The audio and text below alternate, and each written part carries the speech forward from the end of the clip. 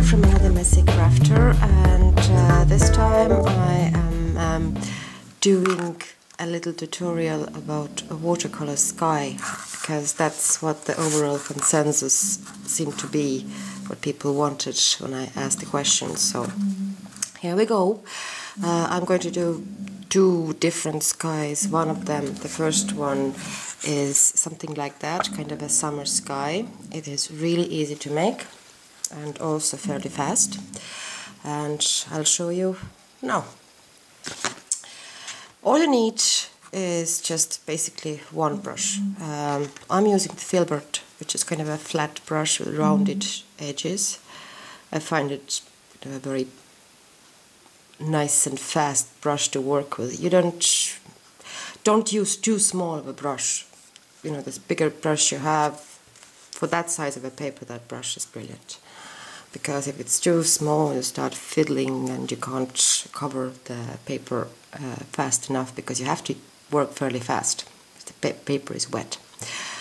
And you need paper tissue, your regular, whatever kind of one. Some watercolors or distress inks. I'm using actually watercolors. I have a pan like that. I got it when I was visiting Estonia, so I don't think you can get those here. It's actually a Russian brand, but they're really good. They have brilliant coverage. But the colors I'm using would be just as easily achievable with distress inks. In the stormy sky, broken china, then you would probably mix some tea dye with scattered straw, and you get this kind of a yellowish tone. And also you need that's the best way of getting a grey for your sky, so it would look natural, is to actually mix it from the sky colors.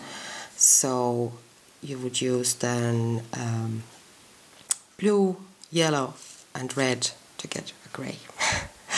And also you could add a little bit of red into your blue to make it warmer and richer. And you also need a nasty looking crumpled paper tissue like that, just to keep drying your brush all the time. And another blue is cooler blue. It would be equivalent of broken china in distress inks. And always use warmer and darker blue at the top of the sky, and as you go down use cooler blue. Then it actually looks the way sky is supposed to look, because it's always cooler and lighter near horizon, and warmer and darker as it gets higher. And that is also going to give you a sense of distance and height. I am not going to do the full sheet of paper, and as you can see, I'm just covering my paper with the water.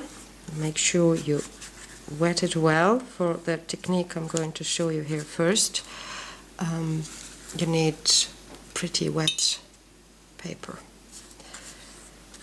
And it doesn't look good at all when I start, and don't despair, alright?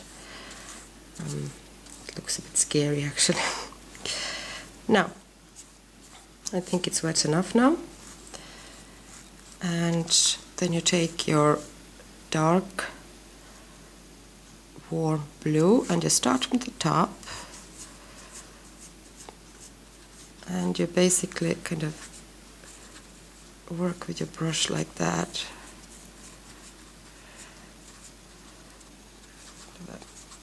Dabbling it, don't try to draw the clouds, rather draw the spaces between them, the negative space technique again. Now something here, some sort of shape here, adding a bit of blue there, darker, making it darker at the top, some bits darker here, letting it kind of mingle into the watercolors. And now dry up your brush a bit. You can see that I've been playing with watercolors a bit before, and now towards the horizon you take the warmer blue and you just bring it into the darker blue. So I think I'm going to separate those two clouds. Now we have kind of shapes there. And I know it looks pretty horrific. It's not as bad as you think, hopefully. And then you take grey, not too much of it, but don't be too stingy with it either. And that is your cloud shadow. And you apply it to the bottoms of the clouds. And yes, it looks pretty scary at the moment.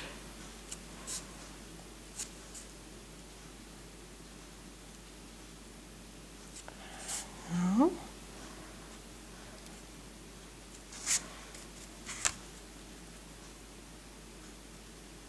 try to tidy up the bottoms of the clouds a little bit, but don't be too worried about them.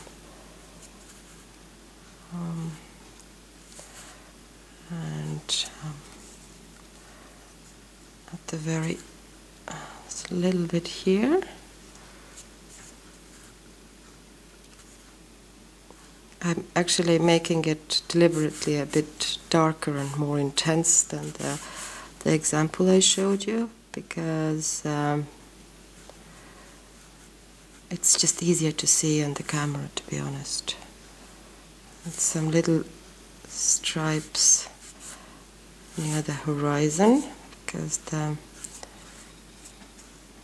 clouds don't get, and there at the side of it there's too much of a pooling, so just pick it up slightly with your brush and like that.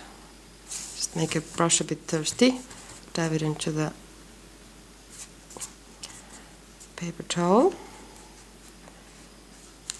And now, while the paper is still wet, take a paper tissue and you crumple it up. But you crumple it up good, but since it's a small area, you have to kind of achieve a fairly tight little knot here. And now you go in there and you dab out and you keep changing the paper towel to the clean bit.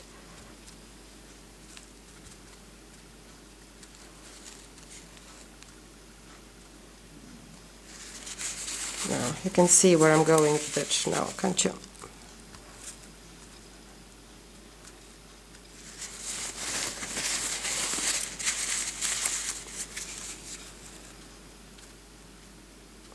And just give it little dabs here, picking up the paint.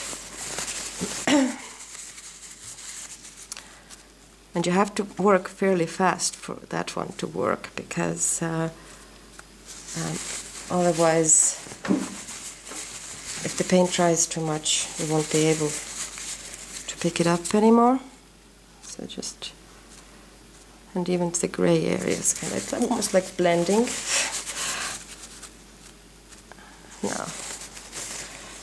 Now to the little stripes at the horizon, you basically make a little almost sharp edge like that. And we have to make another one.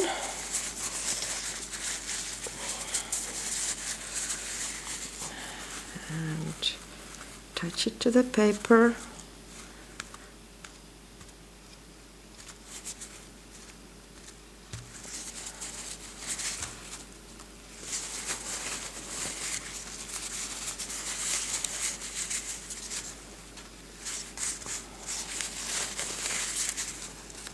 tiny bit, maybe let's give it more shapes here, bring it more up, so it wouldn't look so uniformly puffy there. Give it some mist at the top, you know, just with the not very crumpled up one, paper, and that's it. There's your sky, and it actually looks better when it dries because all the colors keep blending and softening when they dry. So that's always when you're watercoloring, you should always use brighter color than you think you want the result to be, because it always dries lighter.